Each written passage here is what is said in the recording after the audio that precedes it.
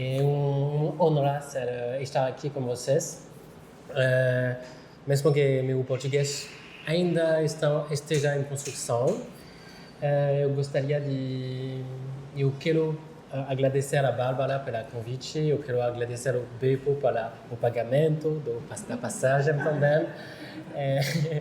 Eu quero agradecer também vocês de suas presenças. Eu vou... Não, peço licença para vocês, eu vou só ler um texto, porque eu não gosto de fazer isso, mas seria melhor para você. E vocês são bem corajosos com o meu sotaque, de ficar aqui. Boa sorte. Então, o que vou tentar mostrar é como as imagens... Eu gostaria também de agradecer ao seminário, que foi um seminário bem legal, organizado pela Bárbara, a Carole também foi... E você não me lembrou seu nome, mas... Mariana e Sage. As Marianas, e foi um seminário bem legal. Obrigado. Então, o que vou tentar mostrar é como as imagens e os vestígios deixados no ambiente podem ser mobilizados como formas de provas, análises e resistência em diferentes contextos contemporâneos. Para estruturar minha fala, vou me apoiar em 4 pontos principais. Primeiro, vou falar sobre a ecologia das imagens. Depois, vou apresentar o conceito e as práticas da Auzinchi, mostrando como a inteligência de fontes abertas se desenvolveu.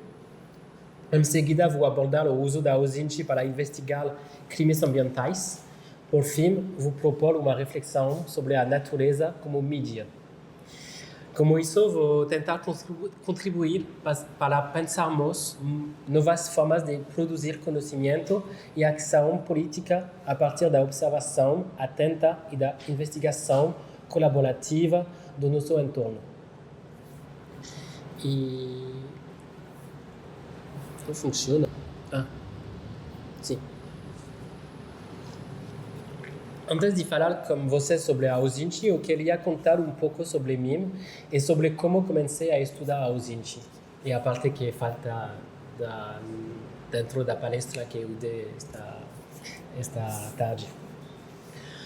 Então, tudo começou como uma prática artística. Eu sei que somos na escola do design, então eu vou ter um foco sobre a arte. Eu era estudante da Escola de Belas Artes de Paris, onde estudei por 5 anos. Ao mesmo tempo, eu também fazia cursos de filosofia na Sorbonne e de criação militar na Universidade Paris 8. Naquela época, eu me interessava muito pela arte da apropriação, na linha dos Artist Generation. Eu criava performances e obras de arte a partir da recuperação de imagens, materiais e gestos disponíveis na internet. Então, quando comecei meu doutorado, decidi estudar o tema de apropriação de texto das redes sociais, mais especificamente na poesia contemporânea francesa e norte-americana. Aí, minha tese falava sobre o copiar e colar, e será publicada em breve na França. E esse é o tipo de artista com quem eu estava trabalhando, pensando durante meu tempo na Escola de Belas Artes. Victor Bourguin, Shirley Vine, Barbara Kruger, Richard Prince, artistas muito importantes na América do Norte das 70 a 80. E sim, eu fiz este tipo de obra como recuperação de vídeo da internet e como atualização das vídeos como um ready-made de gestos da internet. Somos bem antigos agora, mas está o ponto de início.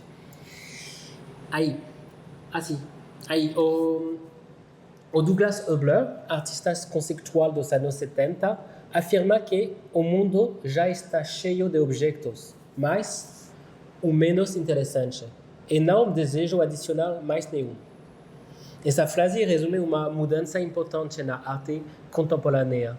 Diante da saturação de imagem e de objetos, o desafio não seria mais criar algo novo, mas reaproveitar, recontextualizar o que já existe. Esta perspectiva é retomada e atualizada por artistas como Ito Steyr, que reflete sobre a circulação infinita de imagens de baixa qualidade por images. Que circulação infinita de imagens de baixa qualidade na internet e que ela propõe pensar a estética da reprodução, da fragmentação e da degradação como um material artístico em si, que me parece muito interessante porque o seminário fala muito da recuperação, da reciclagem, etc., etc. Podemos passar também uma reciclagem das imagens na internet. No campo da literatura, onde ficava meu doutorado, Kenneth Goldsmith desenvolve ideias próximas como seu conceito de uncreative writing, literatura, escritura não criativa.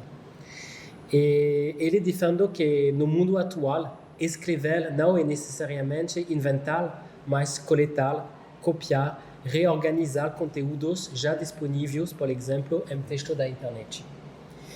Assim, tanto na arte quanto na poesia, vemos surgir uma valorização crítica da reutilização, uma maneira de interrogar não apenas a criação artística, mas também o funcionamento dos meios de comunicação contemporâneos.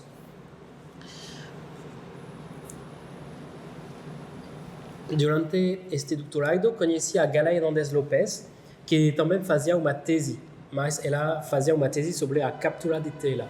E estava fazendo uma coisa sobre copiar e colar. Então, nós percebemos que nossos temas eram muito parecidos e fundamos um coletivo chamado After Social Networks, que trabalha na intersecção entre a teoria e a prática artística. Eu e Gala nos interessávamos pelas práticas artísticas como filmes, poesia, instalações e peças de teatro que reutilizavam conteúdos gerados por usuários, observando que muitas dessas obras assumiam uma dimensão investigativa. Esses trabalhos nos permitiam refletir tanto sobre questões estéticas quanto sobre os próprios modos de funcionamento e as dinâmicas das redes sociais. Juntos, escrevemos artigos, organizamos eventos artísticos e científicos e também produzimos o filme de Gala, que é uma investigação online sobre o masculinismo. O primeiro evento que organizamos foi uma jornada de estudos chamada Depois das redes sociais, práticas estéticas e éticas de uma ecologia dos conteúdos gerados pelos usuários. A nossa ideia era diferente do que muitos diziam na época. Muitos viam os conteúdos gerados pelos usuários como lixo, que só ganharia valor se fosse transformado pelos artistas. Nós propusemos uma outra visão, entender esses conteúdos como um verdadeiro ecossistema que precisa ser analisado para compreender melhor as dinâmicas da internet. Foi como esse percurso que eu comecei a me interessar pela Auzinchi. E sim, para que quer investigar um pouco mais, eu fiz esse número da revista francesa que se chama Multitude, contra-enquête en open source, e a revista Lugar Comum, como Felipe, Beppo, Bárbara, decidiram de traduzir o número. Então, você pode ler sobre a Auzinchi em português. É um número bem antigo, não bem antigo, sou jovem, mas é um número antigo que era no 2022, então eu mudei muito sobre meu pensamento, mas todo o tempo acho que é uma boa maneira de iniciar uma discussão com a Auzinchi. Mas o que é a Auzinchi? Estou falando da Auzinchi desde o início, então o que é a Auzinchi? A ausente por Open Source Intelligence em inglês é uma forma de fazer investigações a partir de fontes abertas. No meu segundo livro, que vai sair em setembro, eu proponho esta definição. Uma metodologia potencialmente iterativa e colaborativa que consiste em coletar e explorar de forma sistemática informações acessíveis ao público como objetivo de responder a uma necessidade de informações. Mas, que são fontes abertas? Fontes abertas é qualquer dado disponível publicamente. Pode ser na internet, mas também fora dela. Basicamente, é tudo o que minha avó poderia encontrar sem precisar hackear nada ou fazer algo ilegal. Tudo que minha avó ou que o Beppo poderia encontrar na internet. As fontes abertas podem ser muitas coisas diferentes. Elas incluem sítios de internet, blogs, fóruns de discussão, mas também redes sociais como Xi, Twitter, Facebook, Instagram, TikTok, VKontakte, etc., etc. Também usamos imagens de satélite disponíveis em plataformas como a Google Earth ou em serviços de mapa públicos. Fontes abertas podem ser registros públicos como documentos governamentais, registros de empresas ou decisões judiciais. Também contamos com materiais de mídia tradicionais, como jornais, revistas, televisão ou rádio. E bases de dados abertas, como estatísticas públicas ou bancos acadêmicos. Em resumo, fontes abertas é tudo aquilo que qualquer pessoa pode acessar livremente sem precisar quebrar senhas ou invadir sistemas. Na ausência, não se invade banco de dados fechados, não se usa métodos secretos ou proibidos. A ideia é trabalhar apenas como que está acessível para qualquer pessoa, mas fazer isso de maneira sistemática e rigorosa. Hoje, a ausente é usada em muitos setores profissionais diferentes: jornalismo, direitos humanos, investigação ambientais, pesquisas acadêmicas e outros. Mas a origem dessa metodologia vem dos serviços de inteligência.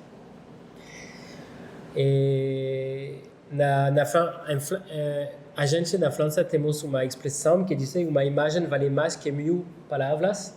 Então eu vou mostrar para você um pedaço de uma investigação da BBC que se chama Anatomy of a Killing, que você vai entender a investigação rapidamente, mas eu preciso dizer que tem conteúdo sensível sobre a execução de uma mulher e de seus filhos e filhas. Nós vamos ver a execução própria mesma, mas é um pouco sensível.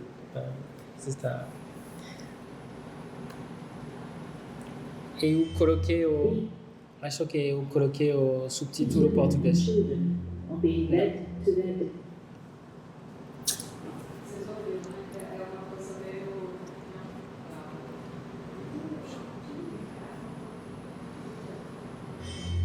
These women and children are being led to their deaths. The soldiers accuse them of belonging to the jihadist group Boko Haram. Tá bom para ler? Porque não sei porque a legenda desapareceu quando eu tentei de fazer uma... Tá bom para ler?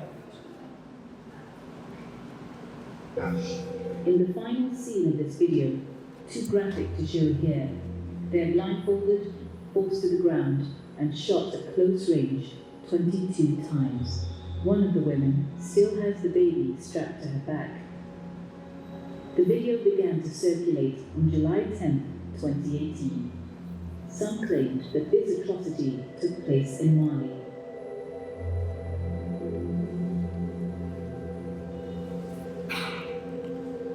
But others said it was filmed in the far north of Cameroon, where government soldiers have been fighting Boko Haram since 2014.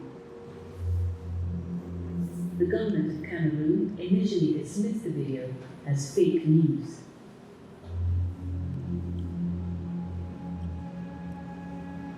A month later, they announced that 7 members of the military were under investigation. But there has still been no official admission that these killings were carried out on Cameroonian soil by government soldiers, and there is still no guarantee that anyone will be held to account. So how can we tell what really happened here? Over the next few minutes, we're going to follow these women and children on the short walk to the end of their lives, and to glean from this video the clues that tell us where this happened, when it happened, and who was responsible for this atrocity.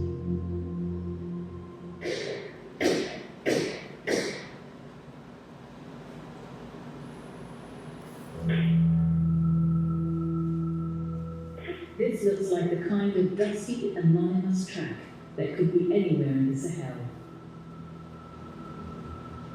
But the first 40 seconds of the film capture a mountain range with a distinctive profile. We spent hours trying to match this range to the topography of northern Cameroon. And then, in late July, we received a tip-off from a Cameroonian source. Have you looked at the area near Zelibet? Close to the town of Zelibet, we found a match for the ridgeline. It places the scene on a dirt road just outside a village called Kraumafa. A few hundred meters away is the border with Nigeria. The video also reveals other details that can be matched precisely to what we see on the satellite imagery. This track, these buildings, and these trees. Putting all this evidence together, we can say with certainty that the killings took place here. Less than a kilometer away in Zelibet, we found this compound and identified it as a combat outpost used by the Cameroonian military in their fight against Boko Haram. We'll come back to this base later. Exactly when the killings took place is, at first sight, harder to say, but again, the video contains clues. This building is visible on satellite imagery, but only until February 2016. The murders must have happened before that date. Satellite images also capture this structure. The walls surrounding it are present in imagery dated March 2015, but had not yet been built in November 2014, giving us an earliest possible date for the atrocity. The video also reveals this footpath, a path that only appears in the hot, dry season between January and April. There are other, less obvious clues in the video. As they lead these women away, the soldiers, like moving sundials, cast shadows on the track. A simple mathematical formula tells us the angle of the sun in comparison to the horizon. We can also see what direction the light is coming from. When we add this data to our location, we can get a precise time frame for this event. The killings happened between March 20th and April 5th, 2015.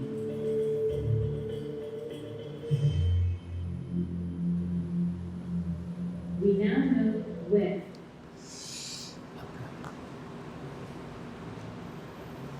Depois eles encontraram que fizeram isso, mas se você quiser, eu poderia assistir na internet facilmente.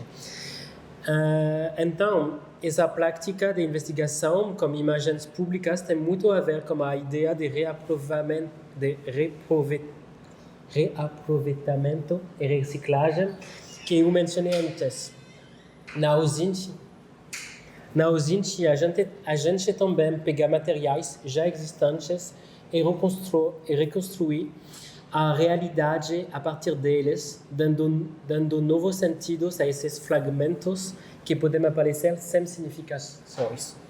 Assim como no arte da apropriação, o trabalho na Ozinchi é transformar o que já existe em uma forma de conhecimento.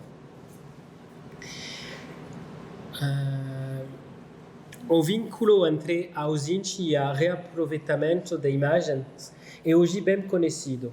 Coletivo de artistas e investigadores utilizam essas práticas para criar instalações que cruzam intervenção artística e ativismo político. Um exemplo importante é o coletivo Forensic Architecture, que realiza investigações visuais sobre violência estatal e crimes ambientais, combinando técnicas científicas, jornalísticas e artísticas para construir eventos invisibilizados. Embora a Ozinchi tenha origem nos serviços de inteligência, ele permite também que cidadãos comuns realizem investigações próprias. Assim, assistimos a uma inversão parcial das práticas de vigilância. No entanto, essa inversão não é simples, pois também existem formas obscuras de OSINTs, que chamamos de dark OSINTs, associadas à vigilância abusiva e ao assédio. Aqui, quero focar especialmente em como a OSINT pode ser usada em intervenções cidadãs sobre crimes ambientais, como indica o título da minha apresentação. Acho que a OSINT tem um papel fundamental na construção de um conhecimento coletivo, fundamentado e crítico sobre o estado do planeta. Como afirmado o alemão Ulrich Beck, nenhum desastre é natural. Muitos impactos ambientais são o resultado de escolhas humanas, econômicas e políticas. Por isso, a investigação em fontes abertas é essencial para revelar as causas ocultas de tragédias ambientais e responsabilizar os atores envolvidos.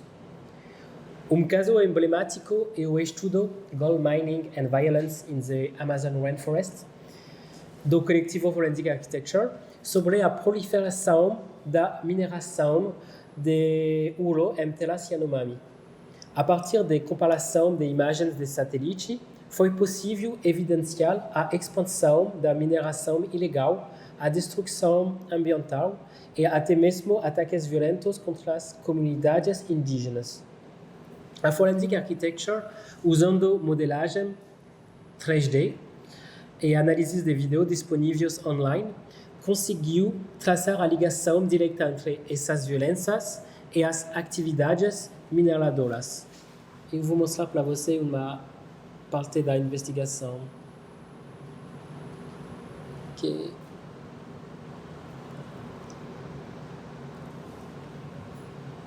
não sei se tem legenda.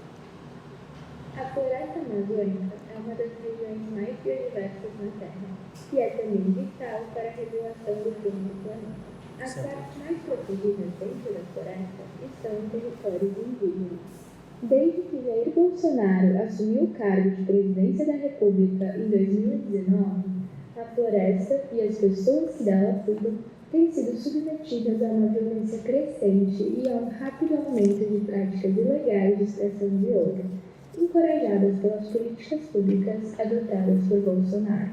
Quando Dom Phillips, um jornalista recentemente assassinado no Brasil, perguntou a Bolsonaro sobre a ameaça à Amazônia, Bolsonaro negou os dados. Esses dados aí que passaram para a imprensa do mundo todo, que pelo nosso sentimento não condiz com a verdade. Até parece que ele está a serviço de alguma ONG, que é muito comum. O povo Yanomami está na linha de frente da luta pela proteção do meio ambiente, através da defesa de suas terras e ao resistirem às políticas coloniais do Brasil.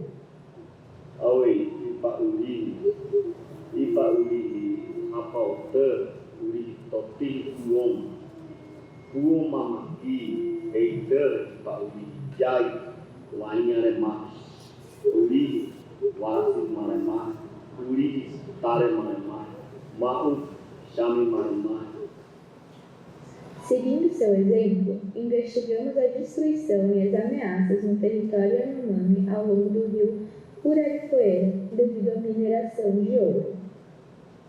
Este vídeo, de 10 de maio de 2021, mostra um tiroteio na comunidade indígena Yanomami de Palinhu. Quando o tiroteio começa, a população local corre rapidamente para se proteger.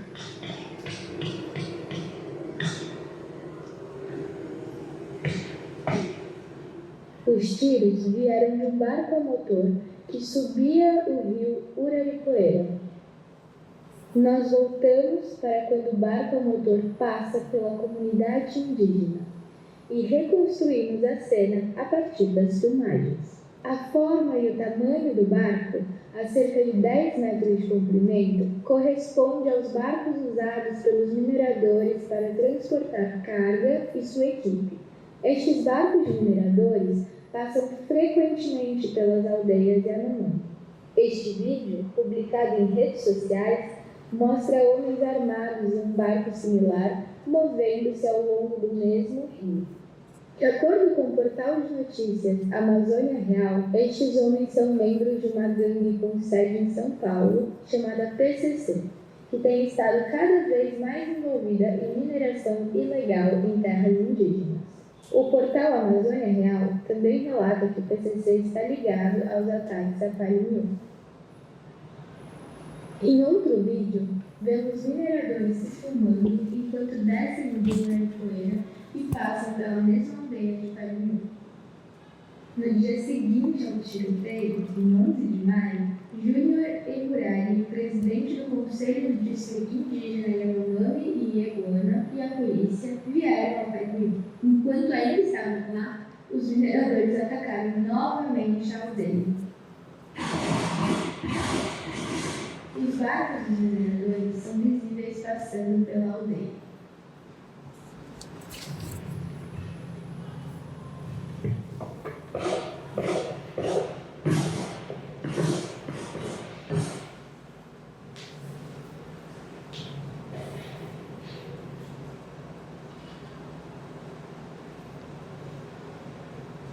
Vemos também a polícia aqui.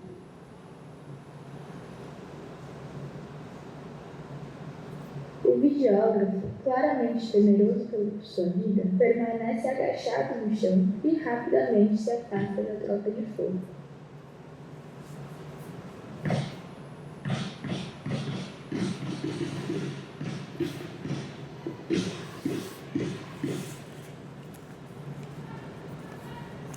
Os ataques foram alegadamente uma retaliação à resistência da comunidade palinhu contra a mineração, incluindo o confisco de veículos e combustível.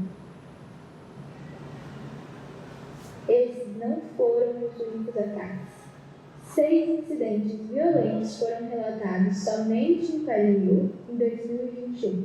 Isso coincide com o rápido crescimento da mineração ilegal ao longo do rio. Esta mina, situada a apenas 8 quilômetros ao norte de Palinhu, apareceu pela primeira vez em março de 2019, logo após a tomada de posse de Bolsonaro, e cresceu até quase 12 hectares desde então. Este local pertence a um território de mineração e expansão, espalhado ao longo do rio Uraricoeira. Desde que Bolsonaro tomou posse da presidência da República em 2019, sua administração tem adotado políticas para incentivar a mineração de ouro em terras indígenas. Identificamos 4 estratégias e um exemplo inicial de cada uma delas, incluindo limitar as agências ambientais, desinvestir recursos destinados originalmente para a proteção ambiental e reduzir as multas por crimes ambientais e ainda legalizar a mineração em terras indígenas. A linha do tempo dessas ações corresponde ao aumento da mineração e da violência nessa região desde o início de seu mandato. Nas Serras Huaycas, situa-se o maior local de mineração ilegal de ouro no território Yanomami. O desmatamento começa a aparecer aqui durante a Corrida do Ouro do final dos anos 80 e início dos anos 90. Usamos sensoriamento remoto para analisar a lógica de expansão. Rastreamos a vegetação em verde e o solo exposto devido ao desmatamento em rosa, um indicador de mineração. Entre 2016 e 2017, a mineração começa a crescer novamente. Em 2018, a mineração começa a se expandir ao longo do rio em um padrão descentralizado. Desde 2019, na era Bolsonaro, a taxa de crescimento da mineração tem aumentado rapidamente. Acompanhamos o crescimento da mineração ano a ano.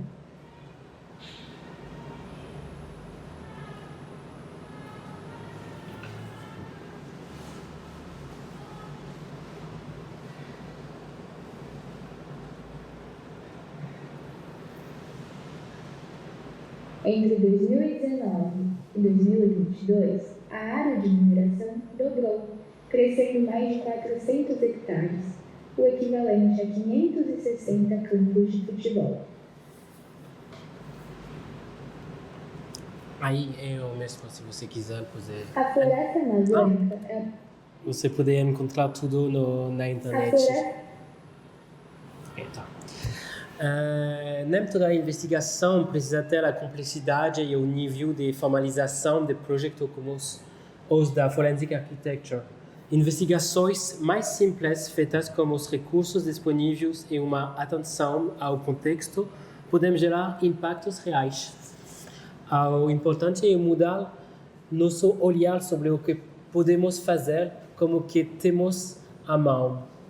Ao mesmo tempo, é fundamental que essas investigações ambientais emocionais não sejam realizadas apenas sobre as comunidades afetadas, mas sim com elas, em um processo de construção conjunta de conhecimento, respeitando sua experiência, suas vozes e seus modos próprios de entender e habitar o território. Essas investigações também enfrentam a epistemologia obscura, descrita por E.R. Wiseman, uma estratégia de produção de ruído, de desinformação e confusão que dificulta o acesso à verdade, como vimos com o negacionismo climático de líderes como Donald Trump ou aqui Jair Bolsonaro.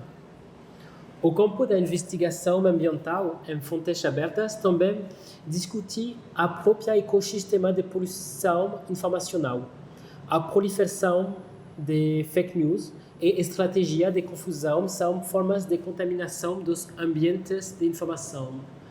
Nesse sentido, a investigação colaborativa baseada em ouvinte pode ajudar a criar uma ecologia da informação mais saudável. Então, vamos ter diferente ecossistema das imagens, ecossistema de conteúdo gerado para os usuários, ecossistema da informação e ecossistema ambientais. Então, é uma maneira de fazer discutir todo este ecossistema em uma rede de influência, de interinfluência. Hoje em dia existem muitas ferramentas e recursos, como isso, sim.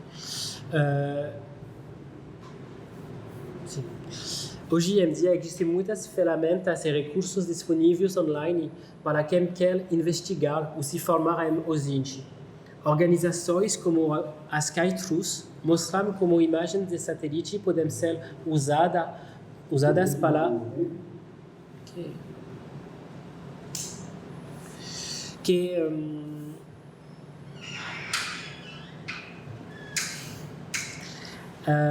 então, trabalhos da universidade como a Universidade de Berkeley estão mais acessíveis, assim como os guias e métodos de grupos como Bellingcat, da agência France Press ou do Rede Global Investigative Journalism Network, que estão disponíveis online para saber como fazer investigações sobre crimes ambientais na fontes abertas. No Brasil, vemos crescer uma rede de investigações cidadãs inocentes voltada para crimes ambientais também. Essas iniciativas reutilizam imagens e dados públicos disponíveis na internet para produzir investigações de impacto e impressionar autoridades e empresas a assumirem suas responsabilidades. Por fim, eu gostaria de falar de uma última coisa sobre a natureza como mídia. Uma dimensão central das investigações que discutimos hoje é a capacidade de fazer falar os elementos do ambiente por meio de mediações técnicas que produzem provas. Trata-se de decifrar as marcas deixadas pelas múltiplas relações entre os eventos e o meio físico onde eles ocorrem. A possibilidade de constituir essas provas depende de uma dupla materialidade, a das substâncias ambientais e a dos instrumentos técnicos que as interpretam. Essa abordagem nos convida a pensar a natureza não apenas como um cenário passivo, mas como um verdadeiro meio de comunicação. Como sabemos, a natureza é, em grande parte, uma construção humana, permeada por intervenções, interpretações e disputas culturais. Esta perspectiva se insere no debate atual sobre o antropoceno, ou todos os nomes que esse período pode ter: Capitoloceno, Cthulhuceno para Donna Haraway, Plantanoceno para Anna Tsing. Tudo isso são conceitos que identificam a ação humana como força geológica capaz de deixar marcas duradouras na Terra. Seguindo a definição de mídia proposta por o alemão Friedrich Kittler, como dispositivos que registram, armazenam e transmitem informações, podemos entender que os ambientes naturais, como solos, florestas, oceanos ou glaciares, funcionam também como mídias naturais. As investigações em ciência mostram que, ao cruzar essas informações com outros dispositivos de registros, podemos construir narrativas rigorosas sobre eventos políticos, sociais e ambientais. A própria formulação do antropocapitalo-plantanoceno baseia-se na leitura de traços da atividade humana em sedimento, rochas ou camadas de gelos. Esses materiais falam, carregam memórias e, quando adequadamente interrogados, permitem revelar processos antes invisíveis. Assim, podemos propor a ideia de que vivemos hoje no Mediaceno, uma era onde todos os elementos do nosso ambiente participam ativamente da produção de informação num ecossistema perigoso. Um ecossistema da natureza que é perigoso, mas também um ecossistema informacional. Entretanto, para que esses sinais se tornem socialmente e politicamente operativos, é necessário um trabalho de investigação meticuloso. É preciso reconhecer esses vestígios, correlacioná-los a outras fontes e dar-lhes formas narrativa e probatória. Aí, de usar do design para dizer a verdade da catástrofe. Essa prática transforma a pesquisa ambiental em uma prática de cidadania, em uma forma de intervir nos debates públicos com base em evidências verificáveis. Por fim, o uso de técnicas OSINTs aplicadas às questões ecológicas nos ensina algo fundamental. O meio ambiente é um arquivo vivo, um arquivo que pode ser acessado, interrogado e mobilizado para defender direitos, exigir responsabilidades e construir novas formas de conhecimento compartilhado. A investigação aberta e colaborativa permite que cidadãos, cientistas, jornalistas e comunidades atuem juntos para revelar injustiças, monitorar impactos e propor transformações. Não se trata apenas de denunciar danos já ocorridos, mas de construir capacidades de vigilância democráticas e de cuidado com o mundo que habitamos. A urgência ecológica, portanto, não é apenas uma ferramenta técnica, é uma prática política de atenção e de transformação baseada na confiança no saber coletivo e no poder da prova pública. Muito obrigado.